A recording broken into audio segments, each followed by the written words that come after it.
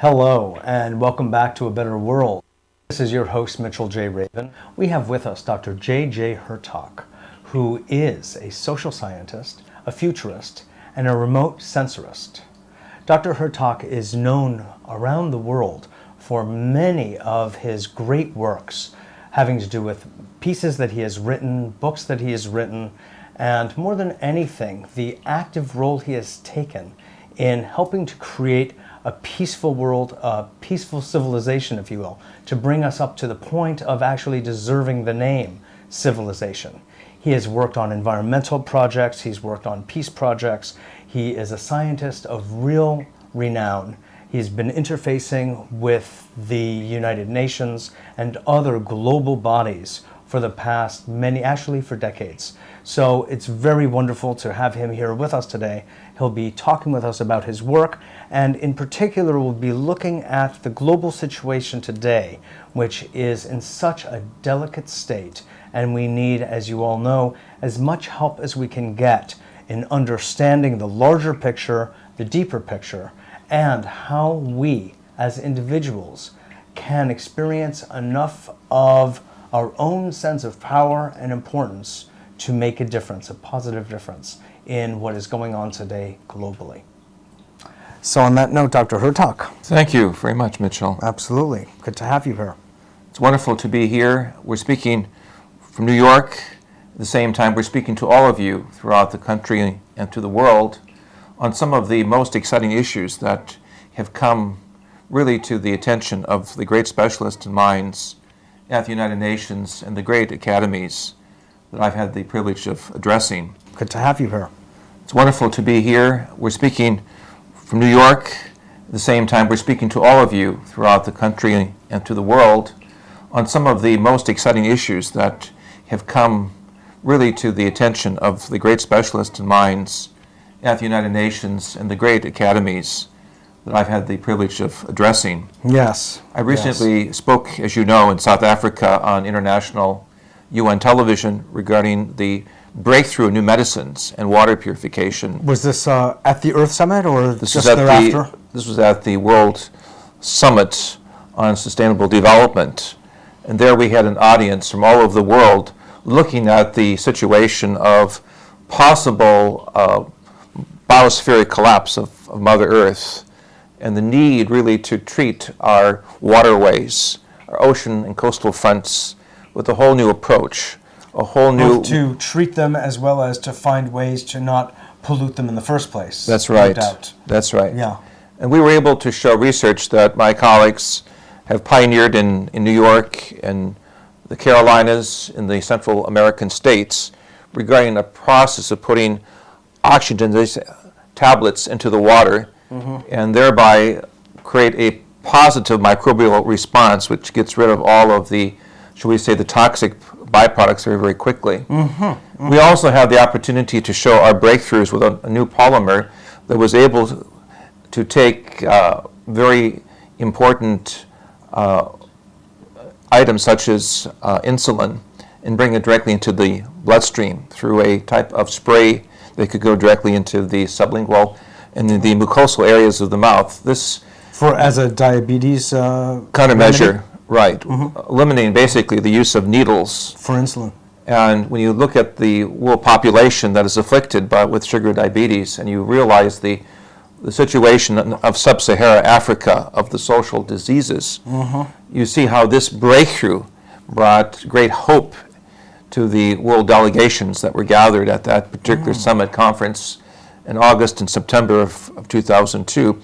So we're looking really at the pieces of a great puzzle coming into a whole new perspective, one of Mother Earth being seen from a different perspective, that we're all interconnected with Mother Earth. Yes. The other, looking for the new image of man, what we can do with our creative consciousness and science. Seeing science as something that is human-oriented rather than object-oriented, something that can use to bring, as it were, the different cultures and peoples together. Also, at a unique area called Ubuntu Village, which was an area where the tribal groups and shamans and speakers of the third world and the developing world would meet, we had the opportunity to share music, certain mantric forms of positive affirmations and positive prayers towards conflict resolution. And at that time, we were thinking of events in the Middle East and the Far East, and the realization that we could make a difference if we would put together our energies, our visual powers, with the sounds and with the soundscape that many of these ancient traditions hold to be quintessential for bringing together the collective consciousness of mankind. Now, you have spent a fair amount of time in South Africa, as you were telling me before, and at a time when apartheid was being ushered out, and at a time when there was tremendous hostility and tension between black, white, and within each race group as well. And would you tell us a little bit about your experiences? Because this may be acting as an interesting model for what it is we're dealing with today relative to the U.S. government, Iraq, North Korea situation. We were one of the first groups in South Africa to work for better race relationships during the apartheid years. The Academy for Future Science, which is the name of our group, makes use of music and consciousness development.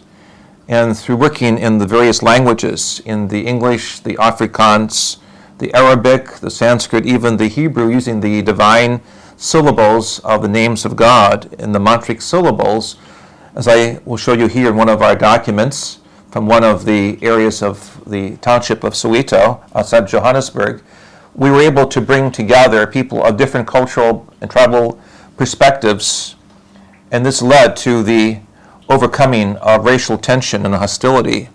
Ultimately, it led to great brotherhood and sisterhood, and this was dramatized at the Parliament of World Religions Summit in 1999 in Johannesburg and in Cape Town, where we had thousands of people coming together singing a higher song of peace, divine guidance, and brotherly forgiveness in a world of vast change. And the change that we made through consciousness and prayers on a daily basis, regardless of language and cultural orientation, made the difference for the transition in South Africa to work as a great model for what we can do now with Iraq. Exactly. Was this black and white singing together? Yes. The first time we had 7 African tribal groups and language groups that were normally in opposition, from the Zulu to the Xhosa to the British, European to the Afrikaans, speaking to the Sanskrit-speaking peoples of Durban, to the Arabic minority peoples throughout southern Africa. We had tremendous opportunities through documentation that we did with the tribal groups on national radio and television.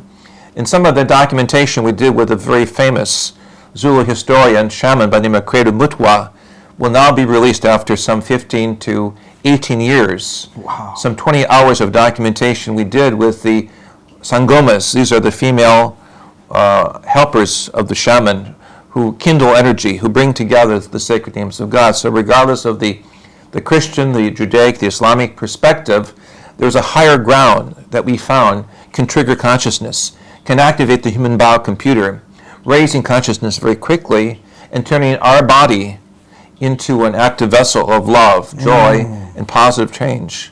Now, how long did it take you? That's exactly the beautiful direction that we want to encourage people to go in, God knows. How long do you say it took to realize that change in your work, specifically in South Africa? Realistically, it took several months of working and testing various undercurrents and various sociological situations, getting people simply to come together in a place that the atmosphere was open, ended, not closed, not restricted, with no agenda attached.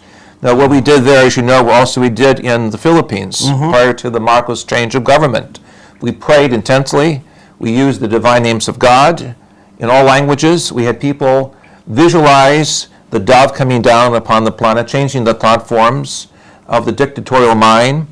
And the transition, as we know, was a miracle in the Philippines. The same thing can happen if we send the dove of peace over the heads of the Iraqis, asking really for a positive change. We can send it over the heads of our own governments, the governments of the world, asking that the military mindset be seen as but part of the old cycle of programming. The old paradigm. The transformational paradigm, of course, is what we call in the Western traditions the outcoming of the Holy Spirit from within, the finding of the Divine Mother from within. And so here Mother Earth and the Divine Mother meet in a very unique way of harmony and balance. So you have at least these two examples of taking diverse peoples of diverse language groups and bringing them together in a harmonious way to chant the names of the divine. Exactly. And to work together cooperatively, and at least in the case of South Africa, in a matter of months. Well, imagine then if we have, let's say, just English as a main language group that we can rely on, even if it's a second or third or fourth language of many people, let's say in Europe or Asia or elsewhere or Africa. And we have the power of the internet to add to it. Tremendous. We're talking about maybe taking those few months and actually collapsing them down into a much shorter period of time?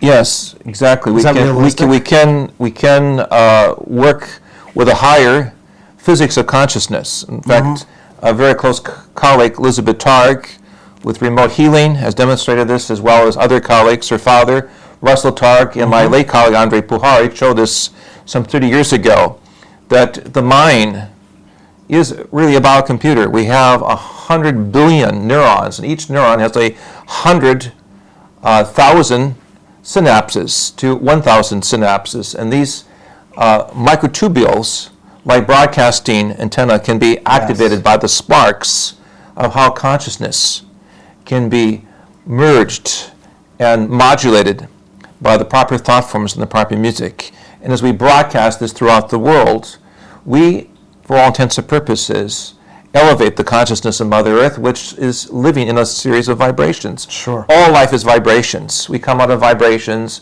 we go back into vibrations of the cosmic pulse of creation.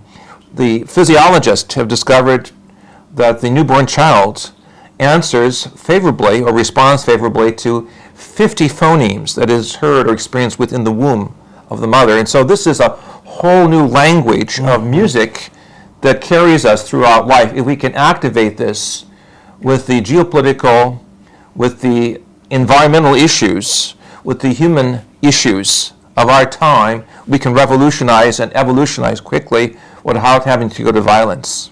Exactly. I have here another picture. Work. This is from Brazil, showing I work with the tribal groups in the Mato Grosso area. And you can see in this particular picture the satellite dish in the background, the young tribal people coming in the foreground. This is one of several pictures that I brought. A close-up of this shows the young tribal men coming in to our camp, Academy for Future Science, where they are given training on computers using the Indian mantras. And as you just said so well, making use of the electronic revolution and the internet revolution to reach all tribal groups, making positive resolution work. So interesting. Now, do you find, Dr. Hurtak, that there are specific mantras that are more appropriate or more effective than others? And on the visual side, certain visualizations or images that are more effective than others? Yes, the mantric forms that lend themselves to elongation of musical syllables, as we know in the Om vibrations of the Sanskrit language, which is also ironically in the Hebrew, shalom for peace, where we see the cognates, where one syllable can be shared by several language traditions. And we see visual patterns, very much like fractal geometries, that gather not only one geometric form but several, emphasizing the multidimensionality of how the human mind thinks and projects. Then we can have both intention and extension at the same time. We can be here and we can be there at the same time. Just as we're looking at our television audience through this camera, also we are implanting within the minds of millions of people potentially the opening of the lotus, the opening of the multi-linguistic flower of creation within the inner eye and within the crown chakra, as it is called in the Sanskrit. The wheel of life comes full measure. Yes. Or to use the example of our Judeo-Christian scripture, the coat of Joseph reflects a multicolored ionization, a bio garment that we step into when we want to see ourselves as citizens of the world, citizens of the universe, homo universalis, as a philosopher would say. That collective unity is something that we need at this time. And so we're asking all of you who participate with us to make the prayers for Iraq, the prayers for the Korean Peninsula, the prayers for the Indian peoples in the industrial ghettos of South America, and the children of our inner city ghettos hear and receive the light and the soundscape of hope and direction and unity that is necessary to go forth. Well, I feel that the group that we need to look at primarily is the group of perpetrators of the anger and the fear, and actually that happens to be several members of our own government. The Iraqis have their own, bag of tricks, as do the Koreans, and they do need to tend to their own affairs, and God knows the UN and others will help them. But we are the yang force, so to speak. We are the ones who are actually making the threats at this point, not another group. And it seems to me that a lot of our focus wants to be on the United States government, the White House in particular, where with its cabinet members, which are the hawkish position right now.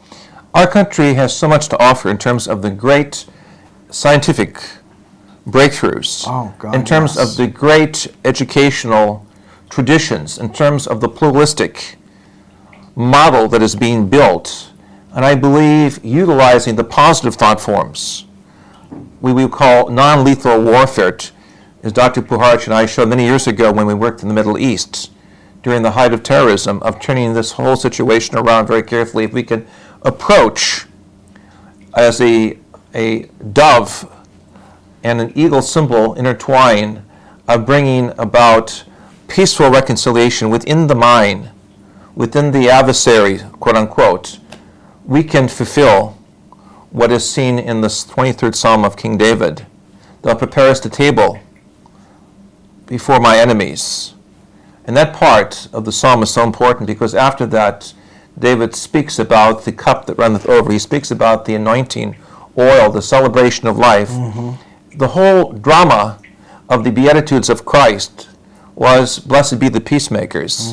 And if we, in our great traditions of the West, do not see that a greater power is there in our spiritual thought forms, our multicultural approach to problem solving, and a better way of going beyond the old paradigms of geopolitics into a consciousness that can truly reconcile all people on a higher common ground, then in many ways we can win the war and lose the world. We can take a great step backwards rather than forwards. And my hope, as reflected in my writings, shows the great dove over North America and shows the United States going into a higher destiny of realizing the tremendous power of prayer and meditation that can well up, can be amplified to such a point that as a beacon of hope and light, we can change this whole process around in a matter of seconds. Yep, exactly. So the shift of what we saw in the Philippines, in South Africa, can take place in Iraq, I believe, if we go really to the higher levels of prayer and proto-communication, knowing that we are communicators, in other words, of a higher language, but we are also vessels of love and joy and transformation. This is what I call the creation of the new image of mankind.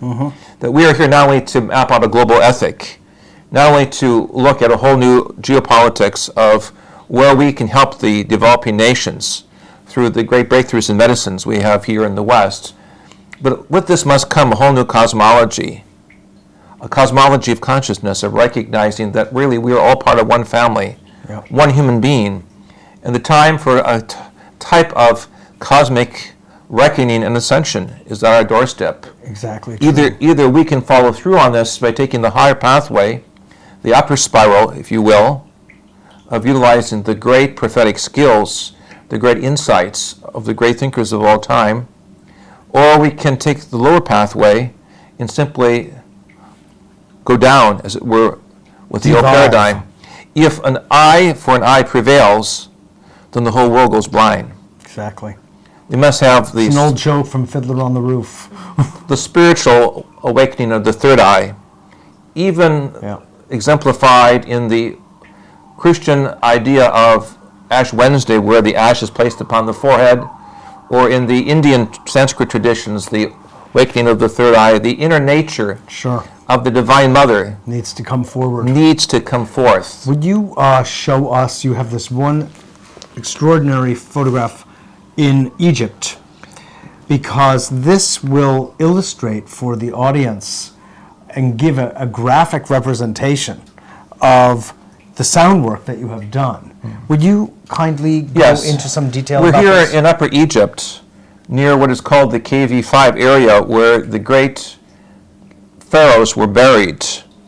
And back in the 1980s, we did a series of sound tests, working with the tombs, the underground passageways, with the idea developed in my book, the Book of Knowledge, Keys of Enoch, that certain tonal structures could activate certain subtonal responses of these chambers and cavities under the earth, thereby allowing us to go into certain areas. And we were able to establish, more than 20 years before Dr. Kenneth Weeks found the famous tomb structure of KV5, the children of Pharaoh Ramses II, a vast labyrinthine structure of Prince Amenhotep, as he was called, an unknown prince of Egypt, specifically named and phonetically spelled in my book before the actual finding took place, and was announced to the world by Time, Newsweek, and U.S. News and World Report in the last week of May 1995.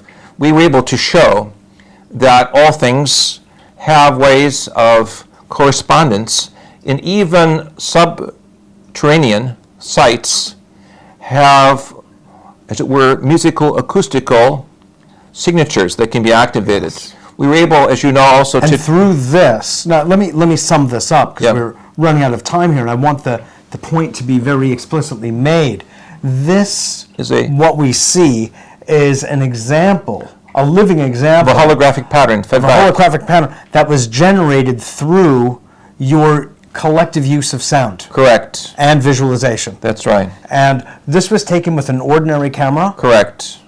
Right. This is extraordinary, because this gives people what, I'll believe it when I see it. Those folks, it gives them a chance to actually see some of the energetic power of the word. Very quickly, we were able also, near Giza, underneath the area of the Great Pyramids, to uncover the tomb of Osiris in January 1997, 2 years before Zawi Hawass and other Egyptian notables announced this on worldwide Fox television. We were there first. These are some of the original pictures you're seeing with what is called ground-penetrating radar units. But we used musical vibrations to find a pattern under the ground where we could open fortuitously to find the tomb of Osiris, who according to the Egyptian cosmology is Lord of Music, Lord of the Underworld. We feel the finding of this incredible information can help heal the Middle East by bringing out the higher sound structure of music, of philosophy, of architecture that is musically based. Yes. We can bring together the missing pieces of a much earlier culture history, thereby unifying all of the cultures of the Middle East, right, prior to the Semites, and show the North Africans as well as the East Africans as well as the present countries of the Middle East that there is a higher mothering culture. And we must acknowledge that there will be great breakthroughs in the years to come, and I hope with the missing pieces of architecture, archaeology, environmental science, musicology, prayer, meditation, all together holistically, we can build, as it were, a new image of mankind, a new future for the human race. Exactly. We need that desperately. We needed it yesterday. The thing is, and this is one of the experiences I have of the human race, and perhaps you can shed a little light on it. There are those people who speak your language. There are, perhaps relatively speaking, not a lot of us, but certainly some, a core group, let's say, across the world. And then there are many who happen, for whatever reason, to be in positions of political and economic power. And those don't usually happen to be us. So, how does one, knowing what we know and knowing of the information that you're bringing forth, utilize it in a way to shift the balance so that we can form that new image of man before we enter actually the jaws of World War III? Everyone can do as much as they can to pray without ceasing, to meditate continually in the light, and also to help really the multimedia, graphics, and music that we're bringing out. And here, the Academy for Future Science.org or the keysofenoch.org would be one of many places, including your work, to support so that we can bring out these new educational tools quickly and directly in many languages so that the world can awaken. And I feel this is the point of a great renaissance between the spiritual and the scientific coming together to realize that there's more than simply traditional science that is object-oriented, traditional religion that is taught out of fear, not recognizing the feminine aspect of the Godhead, the rebirthing aspect of higher creation that is necessary. So in your summation then, you travel around the world all of the time. You meet people from the depths of Africa and Asia, China, Tibet, everywhere. Is your sense that sentient beings are at a point of really being ready to graduate, if you will, to the new image of man? Very definitely. We have reached what I will call critical mass. And this is what the Keys of Enoch spoke of in 1973. There would be 30 years of a paradigm shift, many breakthroughs in science, underwater exploration, and then suddenly we would have to make a choice, a quantum shift to the light if we were truly to go forth with the blessings of our divine birthrights. When all of the Christ-like figures would manifest themselves, we would have to take the responsibility of being the true coordinators and spokespersons of living light. Wonderful. That is the note I wanted to end on. So thank you very much, Dr. Hurtak, for that glowing global encouragement of the forging of the new man and the new woman, the way we were really destined to be. Part of light as light, living, love, and enjoying our true inheritance. Thanks so much for joining us. I hope you enjoyed that as much as I did, and I look forward to seeing you all next week.